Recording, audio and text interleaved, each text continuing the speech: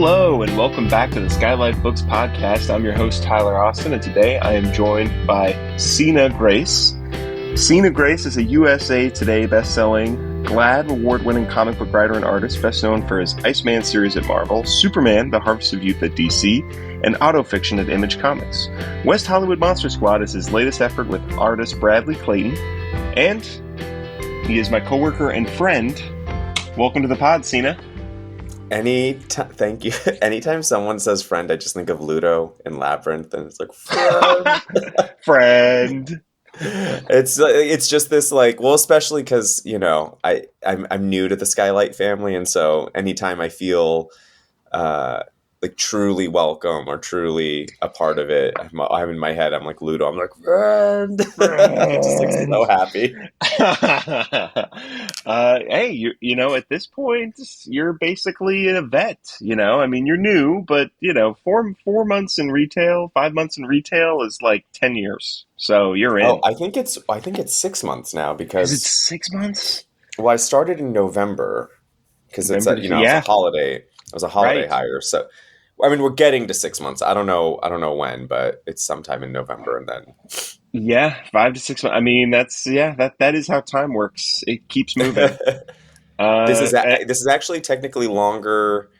We're getting close to longer than I lasted at Bloomingdale's. Oh, well, quickly tell me how that experience was. I need to know. I hated it. I hated it so much. It was just a bad building. Like, it was a poorly run building. It was so much corporate gaslighting, and then staff backstabbing, and it was also the height of the economic downturn in 2008, 2009. Sure. And so fashion retail wasn't at its height. I'm imagining tumbleweeds blowing through the department store kind of thing. It was rough. But yet some people could still make money, and some people were still selling like gangbusters. So it's anyway, but I couldn't stand that job. Every day I would drive to my job, just being like, do I call out? I hate this. Do I call out? Not at SKYLIT though. Not at SKYLIT. I walk down with a hop and a skip in my step. I bring in my smiles. It's a beautiful thing. It's a great. I mean, I think we are one of maybe 3 or 4 people who can regularly walk to work, and it's. I always say it's the best commute in Los Angeles. Yeah, and I think also we probably have the best demeanor because we don't have a commute. Yes, I know. Yeah, I think we come in happier than most people after having not sat in traffic for at least a half hour. That part, yeah, exactly. Yeah. It keeps us. We start warm. Other people kind of have to warm up, which makes sense. Where? So can I? Which was this? At Bloomingdale's? Was there one at the Grove? No, that's always been a Nordstrom. I think. This is Century City. This is Century City. Oh yeah. Oh boy. Yeah. Yeah. Gotcha. Okay. Well, now that we've done some prerequisite chat to show that we're truly friends, we can get into. We got to talk about West Hollywood Monster Squad, which is available for purchase at SKYLIT Books, 1818 North Vermont. We're going to plug it a bunch of times, just so you know. Available. Come get a signed. Come get multiple signed copies. Everybody who's listening, please. Make me. I want to be on the bestseller. Shelf. That would be so sickening. We need to start a hashtag Get Sina in the top 15 bestsellers at SKYLIT. Do people still hashtag? No, they don't. But I could beat Orbital. I could beat Orbital. Oh, you could beat. It's you. Everything Now.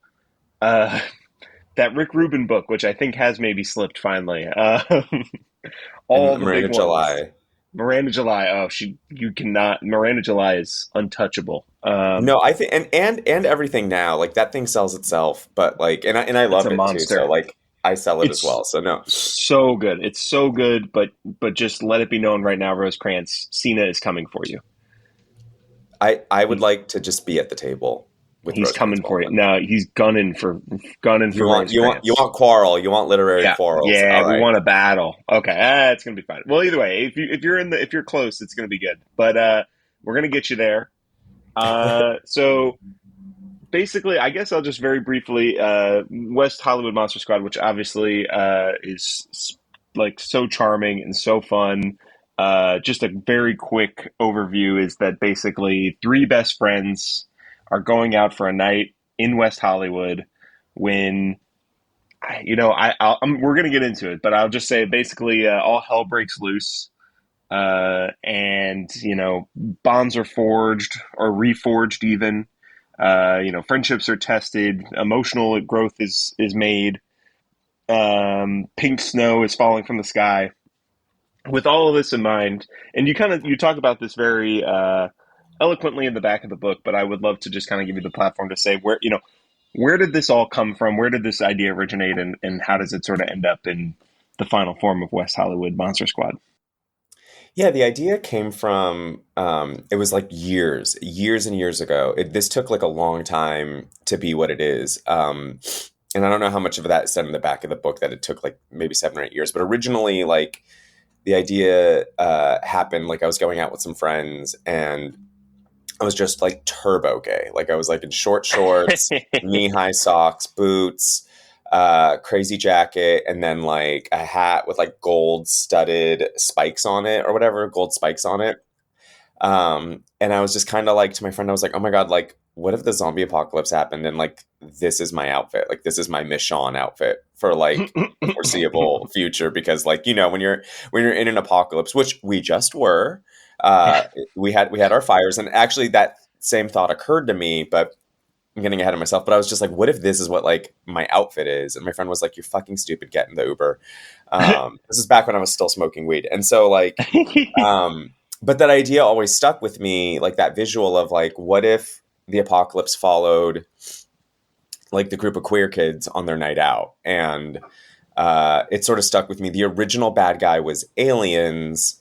Hmm. And then separate of this, I was working on something else that was an idea about like sort of like an auto fiction version of like me with the guy I'm dating trying to get across town to like check in on an ex or something like that. I don't remember, but it was something really weird because I was dealing with like the guy I was dating at the time not being cool with how close I was with my exes and me just being like, no, it's okay. Like, it's okay. I'll explain why it's okay in comic book form. Um, You'll read but this that book in 3 years and understand. No. exactly, that's how bonding and trust is earned is through publishing deals. That for obvious reasons did not pan out, but I liked the in that book, in that idea, the town was overrun by magenta monsters who were turned by this pink snow falling from the sky. And so I was like, wait, I like the mechanics of that. I like the characters in my alien book. And so I just sort of like kind of like scrapped them for parts, took the heart of the, what if I'm in the apocalypse idea and then the logistics of the pink snow idea and built out West Hollywood Monster Squad. That's really well. First of all, that's just really interesting insight into sort of the ongoing and evolving writing process of everything all the time. But they work so well together, right? I guess obviously like the magenta monsters of it all feels really at home in something like West Hollywood Monster Squad, where again something they're both like they're intimidating, but they're also even the characters in your book sort of are like, wow, they're actually really cute. Which also just feels really a piece with something that's aimed at like a young adults. Because that was something else I really wanted to talk about is what part of the process did you decide these should all be teens, graduating high school, going into college, having done their first year of college? Like when was that sort of the choice? Because they're going to places in West Hollywood and they have to keep being like, we're under 21. I don't need a wristband. I'm not drinking. So like what was the sort of initial thought behind having them all be still teenagers? I think because when they're teenagers, they're allowed to they're like, the reader forgives them for being selfish. I think if you saw an adult do these things, and do these things meaning like bursting out when their friend isn't, acting accordingly, or, being outwardly jealous of a friend being in a new relationship.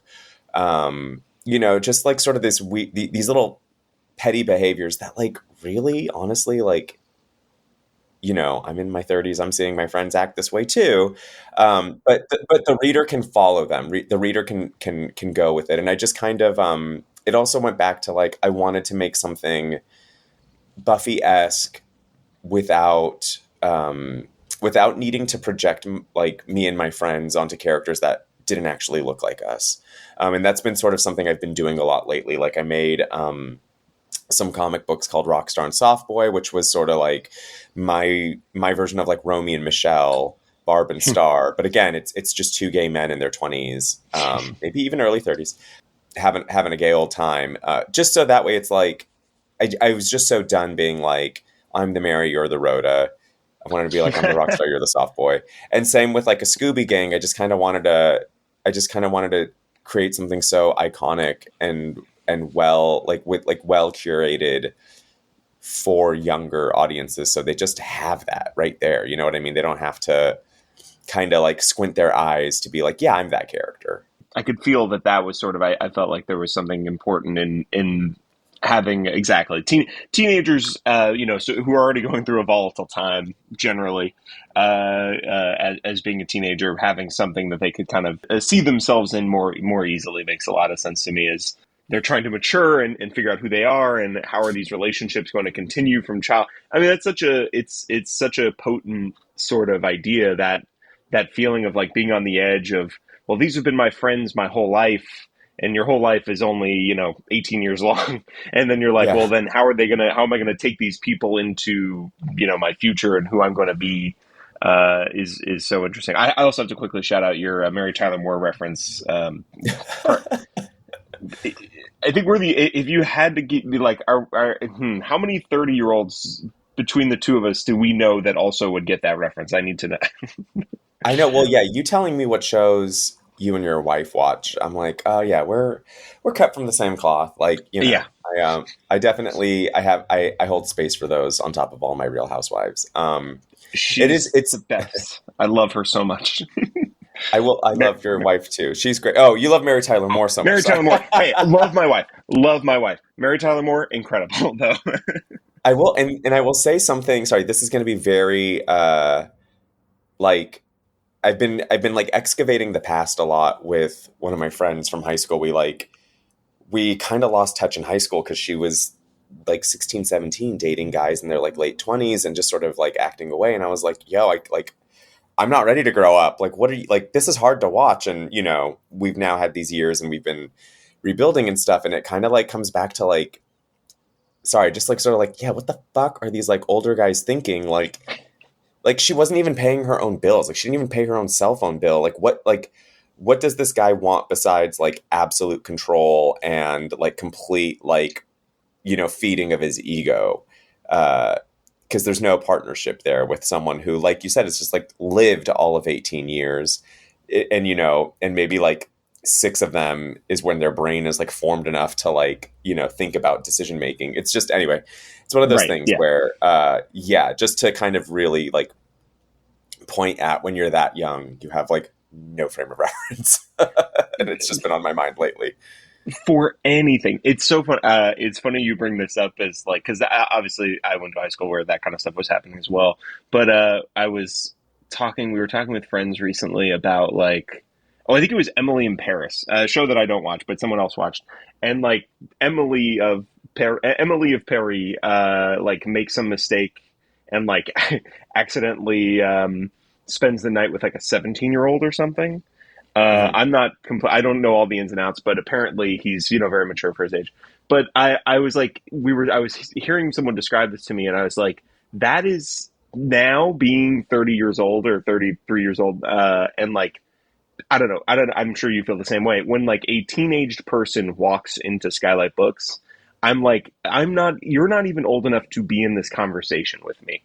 Like I can't I like the idea that some character, like, cause that's such a common mix up in like sitcoms or like raunchy 2000s comedies of like, oh no, my boss's daughter who's actually in high school. I'm thinking of old school specifically, but I'm just like, if you're an adult person and you're talking to a teenager, just like, again, and you're like, well, I thought she was 25. It's like, you're insane. You were Yeah. insane. Slap the cuffs on. How could you possibly not know that that's the? It makes now as a 33-year-old person, I'm just like that trope is insane to me. Like you have to Yeah. be deranged to think that's okay. Because And to, again, you're just yeah. yeah. It's no, please, Oh, yeah. I was just What gonna were you say, gonna say? like, I was gonna say to like to connect this dot too. It's like I think our main character in this book, Marvin, like his youth really shows because he grows up. You know, the idea is like him and his friends are from Glendora, and he feels like he's boxed in, and so to go to West Hollywood and to see his favorite drag queen is like this big deal. And when he meets the drag queen, Miss Du Bois, like. She's just kind of an asshole to him, and he just like runs off all these assumptions. And she's like, I'm not a vending machine. You can't just like give me money and I give you the experience you want. And the journey those two characters have speaks to like, you don't know what you're talking about when you're that young, like Yeah. and you kind of have to like shut up and listen to people when you're that young too, which is like the last thing you want to do when you're 17, 18, because you do think like, no, I get it, like I get it, and you're just like, everyone around you's like, you don't get it. Right. Exactly. No, no, no. You are young. Your brain is unformed, and just give it time. Yeah, 100%. Which so bringing you back into the story, I obviously Marvin is our main character is incredible, and I have to imagine pretty well based on you. No, not really, actually. No, you I don't mean, feel like, okay. You don't. mm, I don't think I like run away from conflict. I don't think I do. I do to this day. I even in my 30s, like I do think it's taken a long time for me to give friends like the grace of them deciding how codependent we're going to be. like, like that's something I really related to in Broad City with Abby and Alana, where Mm, like Alana kind of had to realize that like maybe Abby didn't like consent to this like intensity, and sort of just like quietly suffers through it because like she loves her friend but like doesn't actually want to like go this hard with her. I right. think yeah, Marvin was sort of like a glimpse at other friends too, more than anything. Interesting. But I'm sure he's me. I'm sure he is, but like I didn't think so writing him.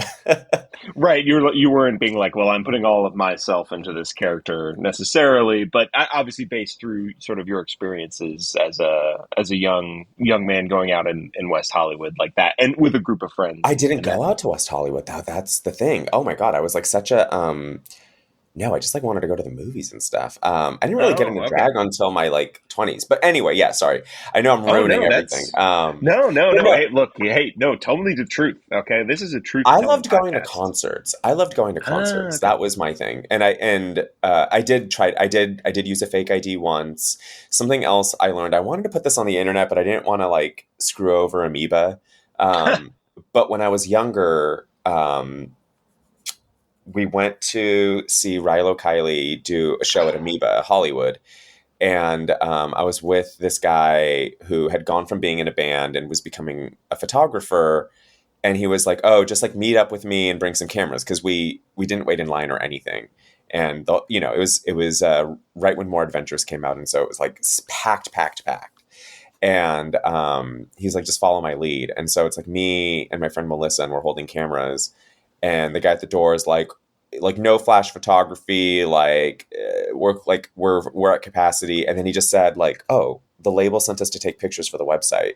And the guy's like, "Oh, okay, okay, yeah, yeah, no, go all the way to the front. There's a corded off area just for you."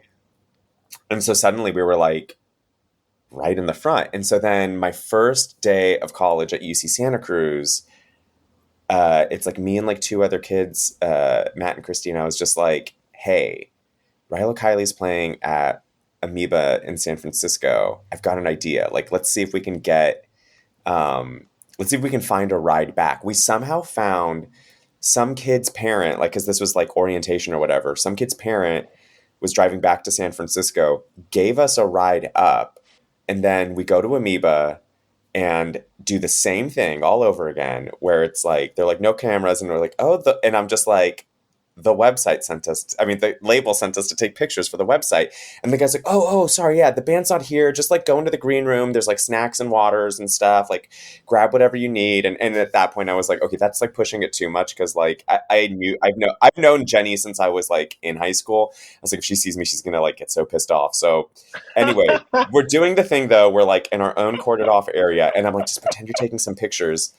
And my friend Matt looks at, his friend Christy, and he's like, I mean, she's my friend too, but they were friends before. And he was like, is the security guard even noticing that like Sina's like camera doesn't have a flash? Because my camera didn't even have like a battery, much less film. I mean, first of all, that's amazing. That's awesome. Any chance to get that close to Rilo Kiley, I think anyone should take it, obviously. So I was more precocious than Marvin, I would say. I was way more precocious. There's like an industriousness to that plot that you've just unveiled there. That's very good. That's very good. Right. Yeah. Marvin. So, I mean, I think we could like, if we talk about him broadly, is like, he feels trapped, right? Even in the very beginning, he's sort of like Glendora, is just this box that I feel like, which is also a Rilo Kiley reference. Man, it was there first the whole EP. time. That's first EP, the initial Friend EP. Anyway, yeah, wow, it's all there. Okay, well, and so he's feeling very boxed in, and like one of his friends has already gone off to college. The other one is about to leave. And he feels like he's just going to kind of be stuck. He's there, obviously, sort of like the primary person in his mother's life, and so that feeling, you can kind of see where he's coming from immediately. He also, specifically because of that box-in feeling, feels like he becomes obsessed with Boxumon. Yeah. Boxumon. So Boxumon, which so how big of a Pokemon fan are you? Are you a big? Yeah, I did like, I guess like only up to yellow, which I get, and then I got a PlayStation 2 or whatever, and then I hit a point where I stopped playing video games altogether. This is so mature of me. I was like, okay, I could either make time for video games, or I can make time to get better at learning how to draw. And I didn't really play video games until I dipped in. I think like a friend gave me a PlayStation 3 or 4 because it had like a busted disk drive, so I had to just download games. But like I didn't really play games until the pandemic. Final Fantasy VII Remake came out. And I ate that up, and then I like ate up the Spider-Man game, and then I got a couple others. I got the new Mortal Kombat. I did the Tony Hawk remakes. Then the guy I was dating at the time, he had a Switch, and he was like, "Oh my god, I want you to play Pokemon Sword. I think you'll really like it. I think you'll really like it." And I was like, "Oh my god, fuck off!" And then like we played it, and I was like, "Can I borrow your Switch?" And he was like, "No, I need this to live." So then I was one of those people in 2020, like scouring the Targets to find a Nintendo Switch. And so he had Sword, I got Shield. Then what was the newest one? Like Violet and Ruby or whatever? I think so. Yeah. Then I got one of those, and then I played the shit out of Scarlet, right? I think it's Scarlet. It doesn't matter. Oh, yeah. The newest one. Yeah. Yeah, I played the shit out of that too. I don't do Pokemon Go. Is that's the walking around one? No, I can't do that. Yeah. No, that's too much. So it's just I really love it. I don't want to claim it in a way where someone's going to be like, you don't love it enough. But like I love it in my way, which is like I'll just play the shit out of it when I have it, and then like kind of like take a break and come back for the next one. But yeah, and I'm also fascinated by, it's this thing I loved when I was 12, and it's this thing my nephew loves, and he's 10. And so I just love that it's now transcended generations and decades. And it's sort of this thing. It's like, okay, I can lean on that. I know that that's relatable. I know that kids will relate to this, because I don't do YouTube. I don't do YouTube at all. Oh man, yeah, boy, never feel older than someone. You ever watch this YouTuber? I don't know.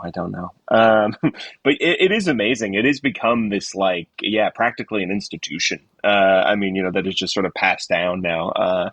And I guess there's just always going to be something that's going to like scratch an itch for a child who's like, I want to capture and train and befriend monsters. Like that's just always going to work for a child, I think. Yes, 1,000%. Never mind that they're like these like monsters are like sent to war. No, they're not sent to war, but Yes, they're like yeah. I was certainly turned off of Pokemon on some level when someone was like, "So basically, it's dog fighting." Uh, yeah. I was like, "Oh no."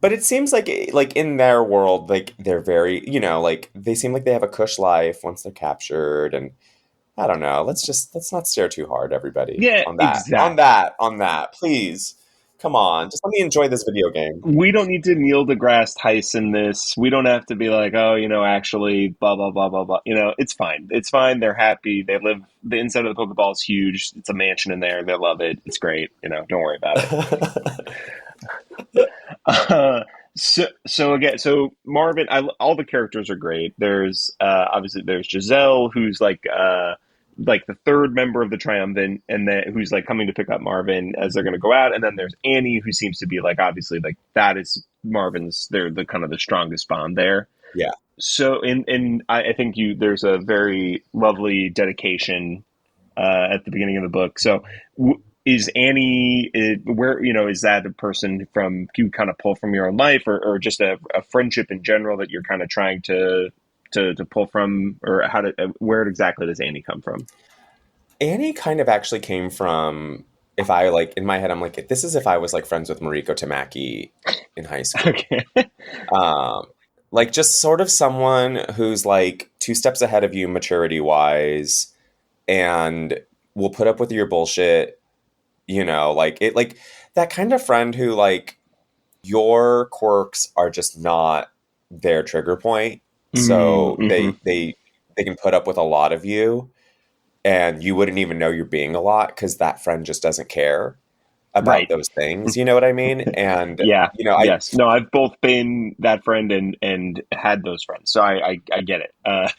Yeah. yeah, so that's kind of who Annie Song was to me, is like the friend that just like the stuff that like would drive other people crazy just like rolls off, her back. And she's kind of there to sort of like remind you that some of this stuff doesn't matter, like it just doesn't Mm-hmm. matter. And again, it goes back to like, I also wanted sort of like a gay guy lesbian friendship. And I wanted to just show like those two people like from across the table being like, no, we're each other's besties. Mm-hmm. But then also there being very clear lines as to like, okay, yeah, like I love drag too, but like I also like want to make sure like my significant other has a good time, and that's really important to me as well. And like more important than like my needs is like group happiness, Marvin.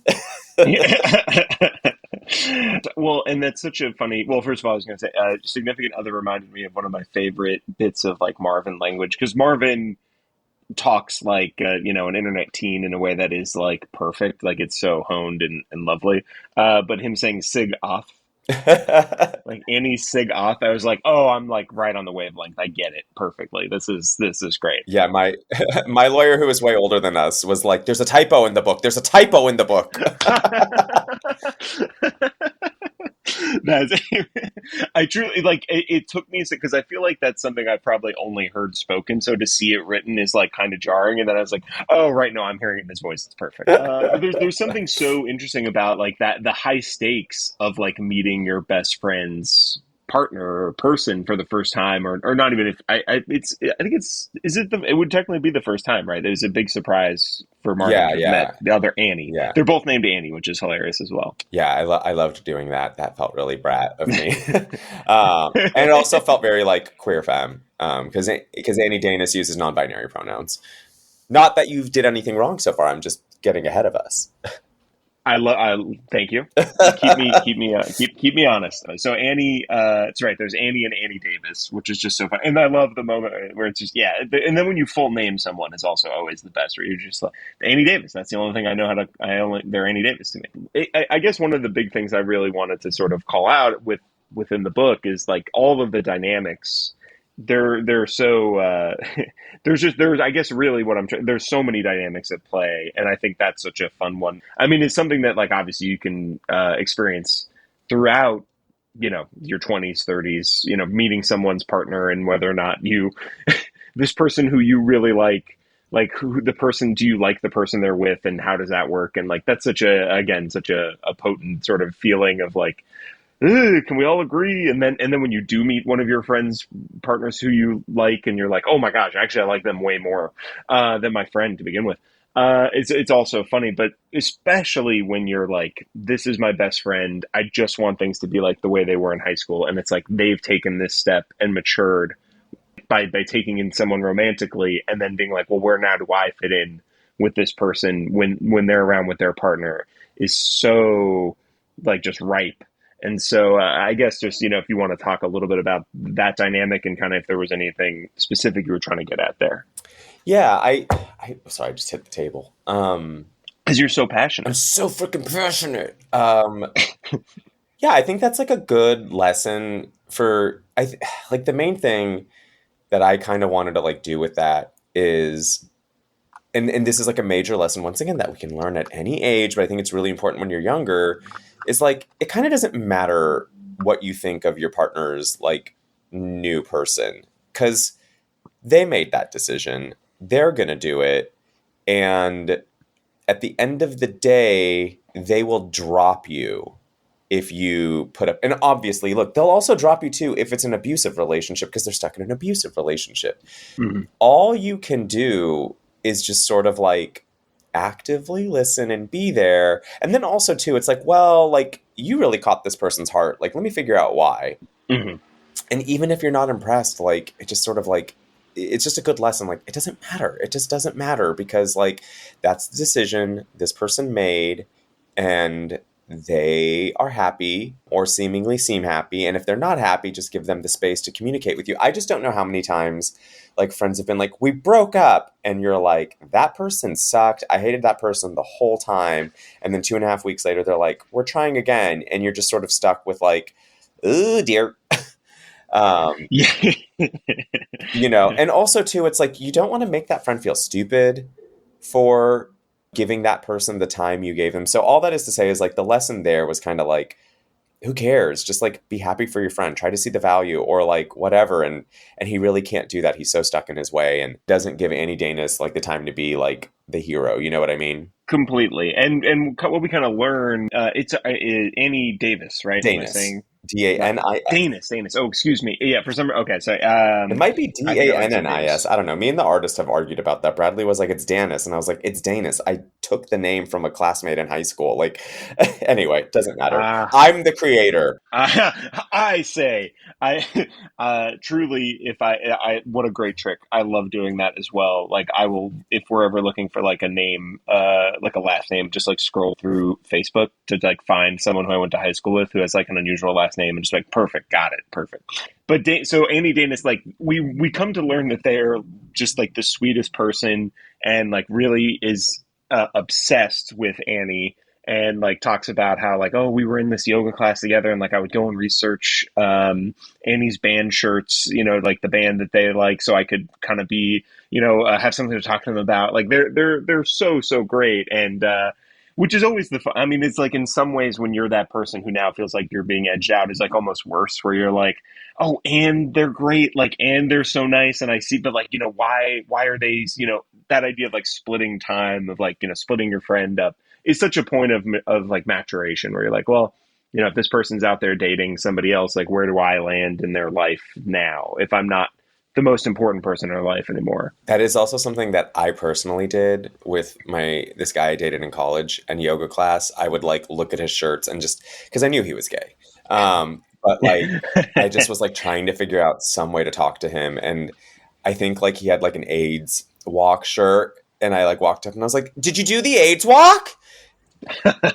And he was like, yep, sure did. And I was like, cool. Like I had nowhere else to go after that.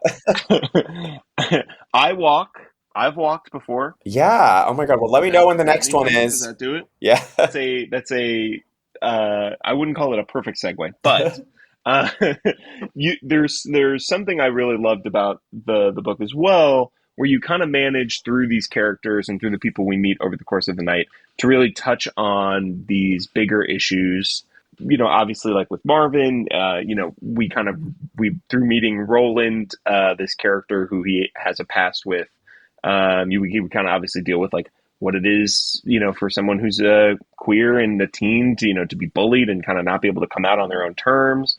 We meet Hal, who's like a bar owner who has lived through the AIDS crisis and like, has a memorial fundraiser every year for a different bar owner who's passed. And then even with the iconic Miss Du Bois, we sort of learn that, why they're so sort of upset and not really giving Marvin the time of day. We kind of get into what's happened with them, which is sort of touches on like trans identity and like the identity politics of transness and like using that, kind of commodifying that.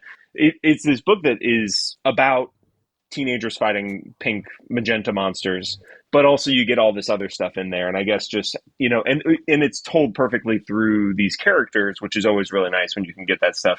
Obviously it's not just like preachy, it's stuff that's revealed through character and over the course of the night, which is really nice. So how does that stuff all come together? Are there things that you came in being like, I'd love to touch on this, or it just sort of naturally fell into place? Yeah. One of the best pieces of advice I got from Mariko, because this is her imprint at Abrams, the Shirley line. Mm-hmm. So she kind of, shepherded this project after, once I had it in the shape it got in. And one of the best pieces of advice she gave me, this book doesn't need to be a history lesson. Like, this isn't the book's responsibility. Don't worry about that. And that came in part, like that came with the Hal character, because I really wanted to give heroism to someone who did that, who lived that, and is so scarred that they turned West Hollywood into a box. That he's so, you know what I mean? He's so scarred. Mm-hmm. He doesn't want to Mm-hmm. leave this bubble because it's like, it's all he wants to stay. He wants to hold on to like that which survived, which is the town and the people who lived through the crisis and the buildings. And he doesn't want to leave it. Like, why, like it's scary, but I wanted to make him a hero. And I wanted to also remind younger people that person's still there and that person has that trauma and that person deserves your attention at the bar and deserves a little respect too. I don't know. Like that was scary, I'd imagine, but like there was going to be more about that. There's going to be more flesh to that. There was going to be more explanation.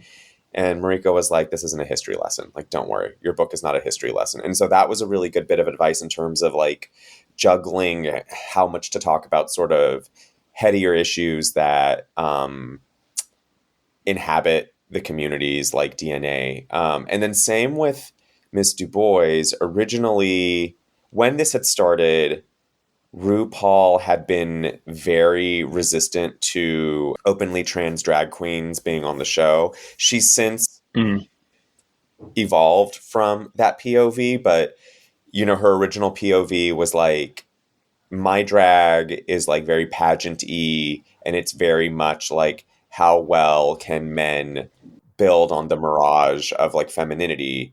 And drag is just so much more than that now. And, so she's since like buckled, but originally this was going to be more of like an indictment on that. And when when we got towards the end, it's like, oh, well, now that's not really a thing.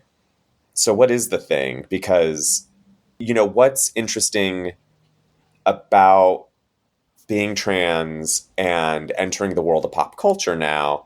And that was the sort of thing that like was on my mind, is like, oh, if you read an interview with anyone in pop culture who's trans, like the first thing that comes up is they're trans. Like I was just reading, what is it? Dylan Mulvaney. I can't remember her name, but like Mulvaney, I believe. Mulvaney. Yeah. The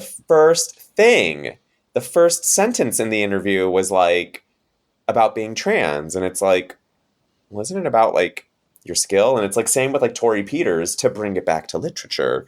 It's like, I saw a headline that was like, is Tori Peters like the first great American trans writer? And I understand that that's important. And I understand that informs everything Tori Peters has written about, because Stag Dance is totally just stories about transness. But like, I think that the personality has to be commodified in that way too.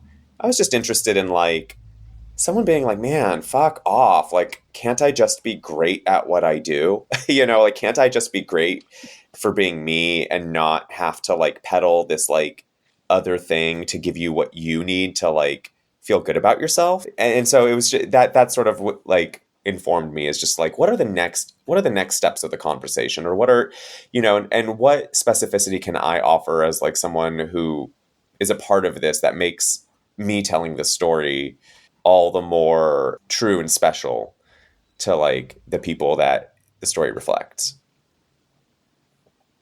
Yeah, absolutely. And I think the Miss Du Bois stuff was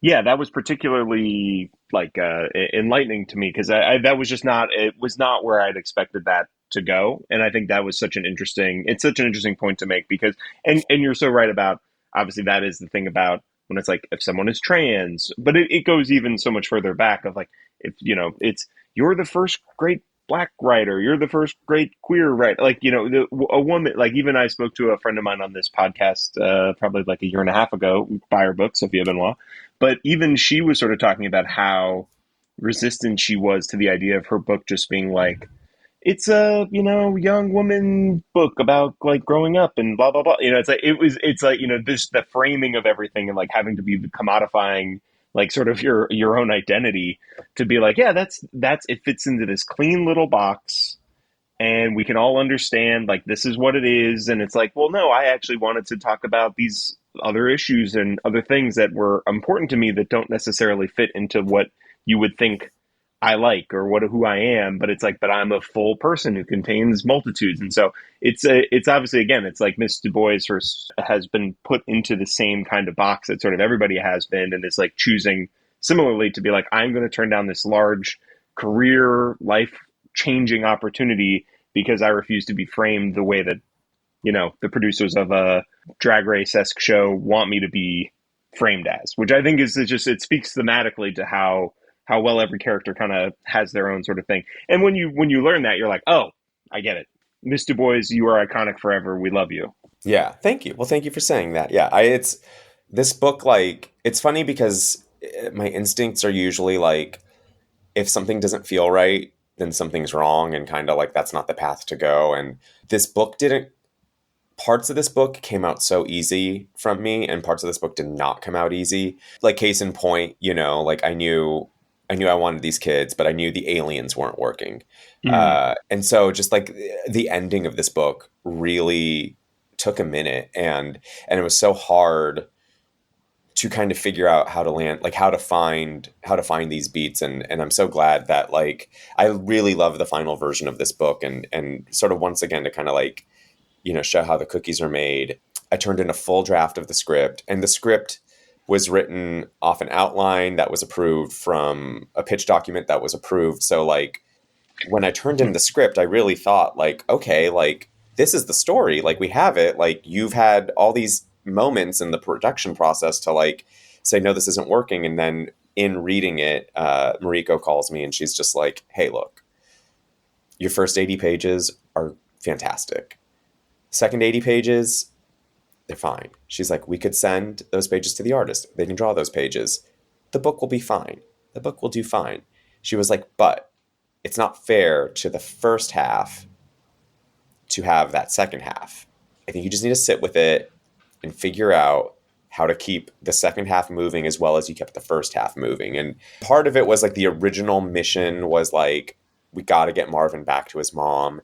And the twist was going to be Marvin's mom turns into a monster. He was also going to get as far as the LA River, because that was the thing. I wrote myself into a corner being like, oh my God, there's no way you can like 24 your way around. Like Glendora is fucking 25 miles away from Los Angeles and like West Hollywood. Like, so I was like, wait, like they're really covering a lot of ground in one night. And so it's like kind of doing away with that, how I did it, like I was like, oh, and it just moved things along so much better to just kind of be like, keep it about these people, keep it in West Hollywood. It just made it so much better. And that was the thing. Like, I think sometimes like I expand too much, and it's the same thing with that Buffy season 8 comic. Like, like Buffy is Sunnydale. Buffy is not living in a castle in Scotland, like, like fighting the edge of reality with her. I don't know, whatever. We're not talking about that comic book, but But all that is to say is like sometimes budget constraints are a good thing. And I think sometimes even in creating, you kind of have to like give yourself budget constraints because you really can just go anywhere, but going anywhere might not be the best thing for your work. Well, yeah, but first of all, I could not relate more to getting notes that are like one half of this works, one half of it doesn't. We can talk about that more later, but I've lived that many times. It was interesting because I was like, wow, yeah, are we really going to leave West Hollywood, the sort of titular West Hollywood, to get back to Marvin's mom? And I love the kind of twists and turns it takes, which I think like we're nearing the end here. We're at the end of the story, so I guess we'll just do a quick like if truly at this point, if you haven't read the book, go buy it, go read it. If you're still listening at this point and you don't want it to have it spoiled, then just go buy it, pause, and we're going to talk about the ending. Yeah, we'll wait for you. We'll wait for you here. Let's create a fake pause. We'll wait. All right, you got the book and you read it all. Got the book. You've read the book. Perfect. You're enmeshed in the ending. We love it. The characters, everything's working for you. So yeah, there's this great. It does take a great turn, and I guess I even wanted to talk about this a little earlier, but like it is so. You can feel the sense of place, right? Like West Hollywood is so. I wouldn't go so far as to say it's like a character, because no one should say that. But it is very much, you're very much sensing and feeling what it is to be in West Hollywood, which is a very iconic and like there's so many great references, sort of side, glancing references at things that if you know how important, I guess, right, to stay in West Hollywood. And I drove by the building where the ending of this movie takes place like 5 days a week for 6 years, something like that, for so many times. It's the Pacific Design Center, Yeah, right? yeah. Yeah, yes, I've driven by that building just innumerable times, and I was like, I was doing the like Leo West Once Upon a Time in Hollywood meme of like like pointing at the book of being like I know that place. So yeah, so obviously like it's obviously so important to like capture West Hollywood in this, and then the ending is we learn that the great Hideo, right? Yeah, I think so. Hideo, the man behind Bakuman is the man behind the pink snow that's turning everybody into monsters.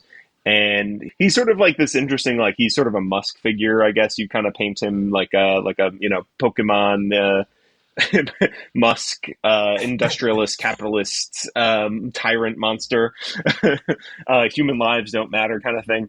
And then there's also this big party of one percenters who are like, oh no, it's amazing. We're going to get a personal Bakuman. Yeah, it's kind of like a shareholders event. I don't know if that was properly communicated. Now that you're talking about it, I'm like, but it's kind of like an investors and shareholders for like, this version of like Nintendo, basically.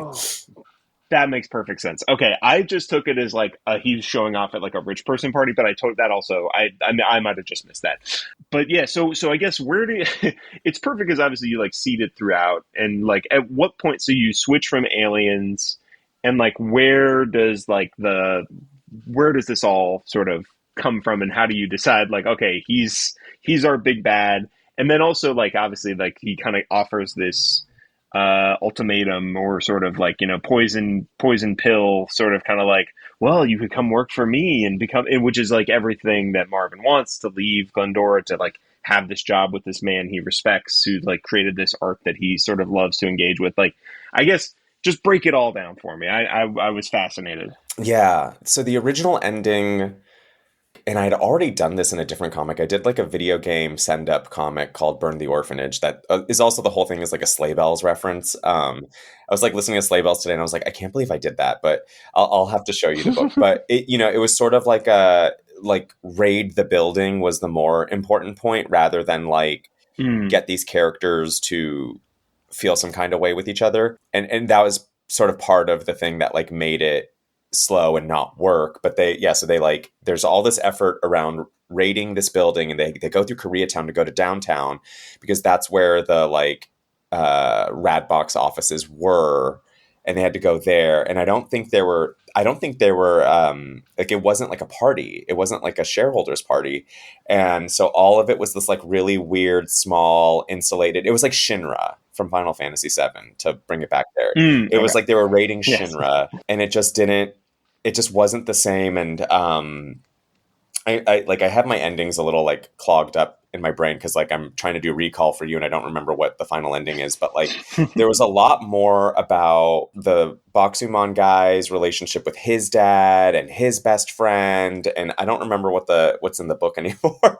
There was like, I was trying to draw all these parallels with Marvin, and then once again, like with Mariko being like, yo dude, like this isn't working, I kind of went back to like basics. And I had this like really, I think I wrote about this in the afterword of the book, but like I had this really beautiful night where I walked myself to Akbar, a famous, lovely, like gay watering hole here in Silver Lake, and sat myself down. I think I got a Cosmo, and I just had like a sketchbook out, and I was letting the jukebox play music, like its own music or whatever. And David Bowie's like Starman started playing, and I just let myself like draw things that I was thinking about. I was like, oh, I'd really like to like, oh my God, like what if these characters are all on like scooters or bikes or whatever, like running with the monsters, kind of like a Jurassic World type of thing.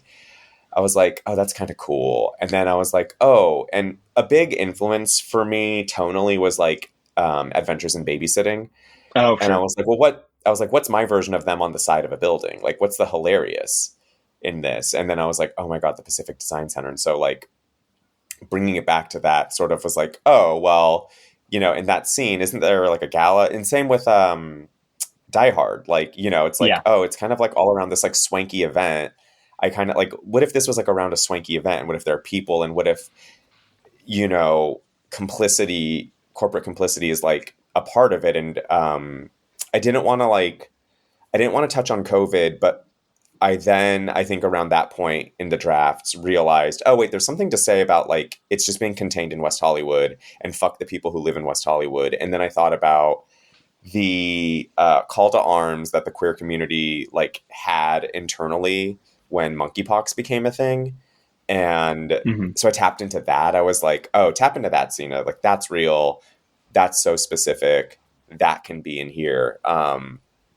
And so then it really started gelling. And I also was just kind of like, I also had this idea, I had this image in my head of our like flamboyantly dressed characters, kind of like, I think it's like there's an Elektra cover where like she's fighting a bunch of ninjas and she's just like a flash of red in this like sea of black. Or maybe that's a Daredevil cover. I'm sure it's been done 100 different ways, but I just kind of had this image of like these like turbo gays in a sea of suits, just beating the shit out of like people in suits. And I was just like, yeah, like they need to be hitting more people at the end. Like there needs to be like a really good fight scene. Cause it was like this slow belabored fight scene where like Marvin was going to fight the like mega Boxumon, and Annie was like going to have to like go do something. It was just so boring and so like static. And finally this ending became really kinetic. And I didn't know then I'd be speaking on something with this like Elon Musk comparison, but it's there. And that like bums me out. You never want to be prescient or whatever. Yes. Yeah, certainly not in that way, maybe. Yeah. So that's kind of where it came. It's like, I just kind of had to like work at it and kind of keep it intense and fun and bouncy, and also give Marvin a moment to like level up and do something big and, poke evolve in his way and have his like Sailor Scout transformation, because the kid is so selfish. He's so selfish the whole book, even though he means well, right? Because his selfishness comes from like, well, I love my friends and these are my feelings. And so I think he needed to kind of do something where he was like, fuck that. Like, this is the right thing to do. He needed that moment, and that's where that happened. And I'm really happy with how it ended. And I'm also, there was like going to be like a really dour epilogue where like these characters like were going to be kind of like bruised by like overnight fame, and some of them would have like scars from the events. And Mariko was like, what are you doing? Like, this is fun. Like, keep it fun. And so like, I'm really glad that it just was, it just ended it needed a happy ending. It needed a happy ending, and I was also happy to give it kind of like there's like a YA kiss at the end. I just needed, yeah. It was like, oh yeah, like this book should be a celebration, and I'm quadruple glad that happened. Like right before this book came out, and all the news, I was just like, oh, there's no space for this book. No one's gonna want this book. And then the news got so bad that I was like, no, people need this book. People need this book right now because like we need a reminder of like how good it got and how good it could be and how it being good is always a fight. Yeah, absolutely. Which sucks, but it's the truth. It is. I mean, that's exactly right. I mean, there's so much community and like the support in this is couldn't unfortunately be more timely in terms of probably who needs to read it and why. And it just works so great. It's such just a joyful, fun, happy experience. I mean, obviously there's the ups and downs, there's conflicts and everything, but by the time you're done with it, it's just a blast. And to speak to the just quickly, the story mechanics of the ending are so perfect, and it works for everybody. I mean, again, the character arcs here are all great. We kind of see everybody come together again. Again, there's something super powerful about this idea, right? And that I know exactly the drawing you're talking about, where it's like they're kind of doing their. I think it's referred to as a kind of a serve. Yeah. Is such a beautiful, awesome moment of like, oh right, like and I think obviously the parallels are easy to draw, where it's like, right, these people have been infected by pink snow, but like we're still with them, and like they're still in there. They're still the people we know. There's just some really powerful stuff at the end of the book. It's yeah, and then obviously eat the rich. Just kind of goes without saying. But yeah, it really is. It's such a joyful, lovely experience. Yeah, it's fantastic. Thank you. I'm really like, it's so hard to like get people like coworkers to read things you've done. It's like been so. Oh yeah. I'm glad I kind of like asked. Maybe you asked. Maybe you were nice and asked. But it's been really lovely to like have people like be like, oh yeah, this book is good, and I'm like, thank you. I really like it. So it's like, yeah, it feels good because I put my whole ass pussy into this one, and I put my whole ass pussy into like all books, but each one's a different labia of my whole ass pussy. I don't know what I'm saying, but like, that's the first time that's ever been said on this podcast. I can tell you right now, but that's great. I love it. It's it's just a really special book that, yeah, is like very celebratory, and I'm glad I got to do something like so turbo gay, and have that be the thing that like I think is going to is landing better than like anything I've done so far. Even like I thought the height of my career was doing that Superman book in 2023, The Harvest of Youth. It's my pride and joy. I love it, but I think this one is just sort of like, and it's probably due to how great the artist Bradley Clayton is. Like they just are stupendous and brought their whole pussy to the book. But it's just great that it's this book that's like maybe getting people to pay attention. Bradley Clayton, the art is incredible. It looks fantastic. Like it's absolutely beautiful. So definitely Bradley deserves a huge shout out, because the whole thing just works on the page in a way that it just is awesome. Every page is like beautiful, and there's visual jokes and things that man, there's a really funny one. I wish I had written it down. They I'll tell it was all I was gonna buy you time, but like, yeah, they put so much care and detail into this, and like just for anyone listening, I found Bradley. They mentioned me when they posted a commission of a character that I created.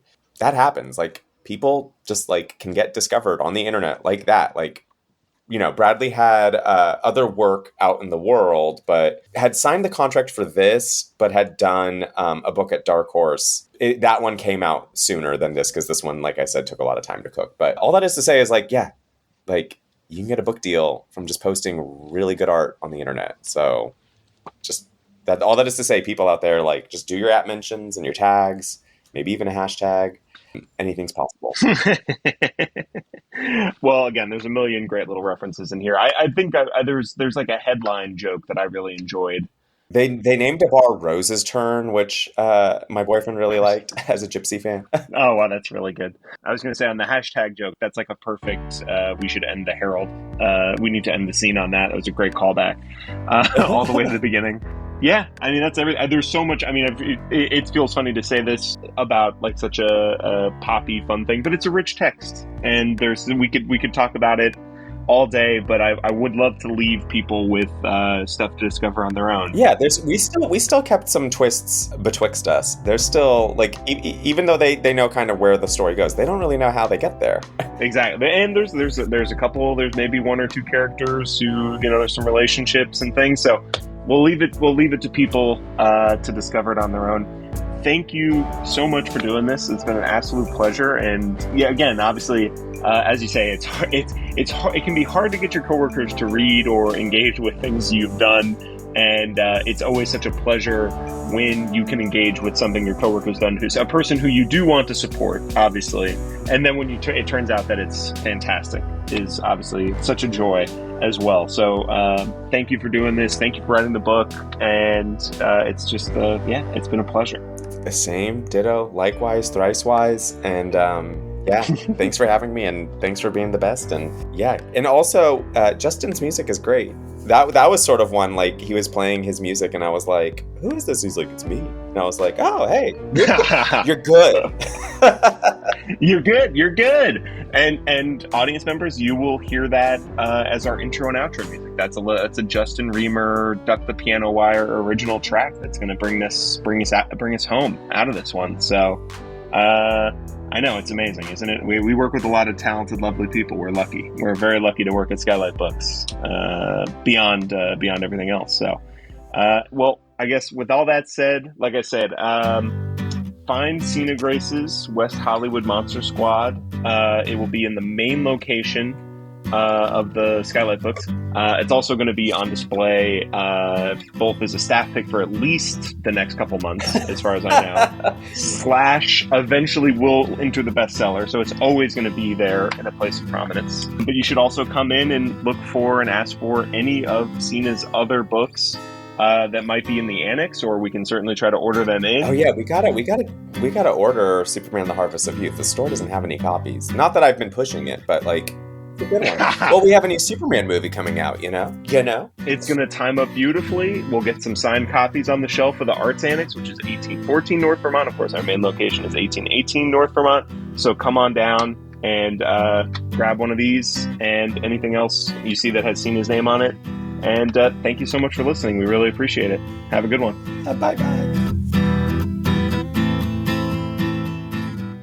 Thanks for listening to this episode of the SKYLIT Books podcast series. We hope you enjoyed it.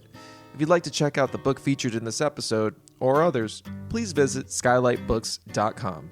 If you're in the Los Angeles area, stop by for one of our live in-person author events. You can find a calendar on our website. If you like this podcast, leave us a review. Really helps us out. Our music is by Duck the Piano Wire. Till next time.